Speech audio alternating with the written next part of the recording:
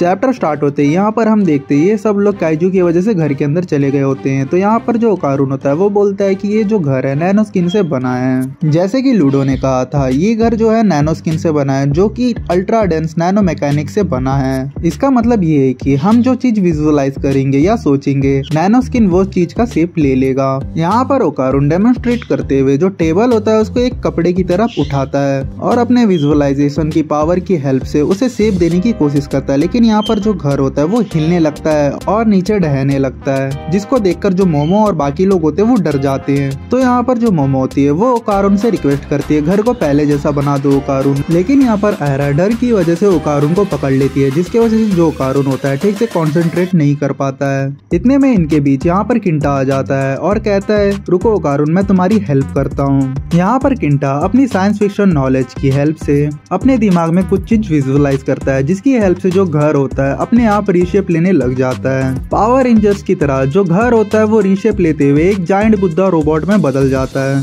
ये देखकर ओकारुन और मोमो शॉक हो जाते हैं। इतने में जो काइजू होता है वो अटैक करने को आता है इनकी तरफ। यहाँ पर इन सबको स्मैक के अंदर कुछ न कुछ बटन दिखते हैं इंटरफेस के साथ में, तो जिसको देखकर यहाँ पर मोमो बोलती है क्या मैं इस बटन को दबा सकती हूँ, क्या ये एक्सप्लोजन तो नहीं होगा यहाँ पर। ये बात सुनकर यहाँ पर किंटा बोलता है सब शांत हो जाए और मेरी बात ध्यान से सुनो।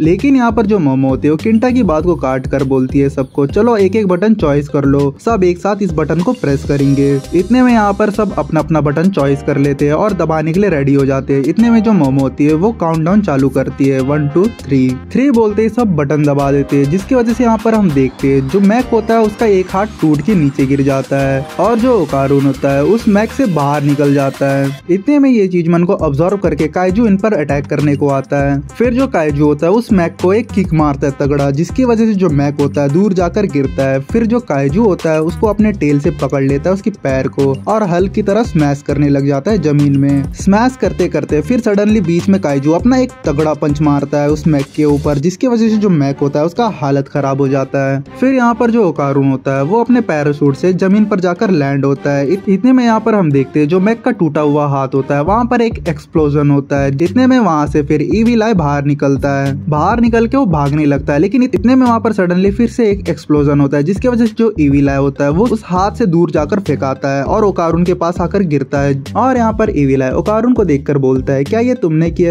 है तो मैं तुम्हें मार सकता हूँ क्या। तो यहाँ पर जो ओकारुन होता है वो बोलता है ये मैंने नहीं किया है। इतने में सीन जाता है काइजू की तरफ। यहाँ पर काइजू मैक को कुचलने लग जाता है। ये चीज देखकर ईविल आई ओकारुन से पूछता है क्या ये काइजू टफ है। तो यहाँ पर ओकारुन बोलता है हाँ ये बहुत टफ है। ओकारुन की बात सुनकर ईविल आई ओकारुन से पूछता है क्या मैं इसे लड़ सकता हूँ। तो यहाँ पर ओकारुन बोलता है सिर्फ ये टाइम के लिए तुम इससे लड़ सकते हो, अभी के लिए मैं ये प्रॉमिस को साइड कर रहा हूँ बस। इतने में यहाँ पर हम देखते हैं जो मेका होता है वो काइजू के पैर को रोक लेता है और उसे धक्का मारता है, जिसकी वजह से जो काइजू होता है वो गिर जाता है। इतने में जो मैक होता है अपने आप को रीजनरेट कर लेता है और रीजनरेट करके खड़ा हो जाता है लड़ने के लिए। और यहाँ पर जो काइजू होता है वो भी खड़ा हो जाता है लड़ने के लिए। इतने में यहाँ पर जो काइजू होता है अपने टेल से अटैक करता है मैक के ऊपर और मैक के हाथ को ग्रैब कर लेता है और उसे अपनी तरफ खींचता है। और यहाँ पर जो मैक होता है अपने आप को बचाने के लिए काइजू के ऊपर पंच मारता है, जिसकी वजह से उसका जो हाथ होता है वो टूट जाता है और यहाँ पर जो काइजू होता है उसे छोड़ देता है। फिर यहाँ पर जो मैक होता है उस काइजू के सिर पे एक चॉप मारता है, फिर उसे एक किक मारता है, जिसकी वजह से जो काइजू होता है पीछे जाकर गिरता है। लेकिन इतने में जो अपना मैक होता है अपना टूटा हुआ हाथ उठाता है, फिर से उस काइजू पे फेंक के मारता है, जिसकी वजह से जो काइजू होता है पीछे जाकर गिरता है। फिर यहाँ पर जो मैक होता है काइजू के पास जाता है, उसके पूंछ को पकड़कर उसे रिंगा रिंगा रोसस खिलाता है और फिर उसे दूर फेंक देता है।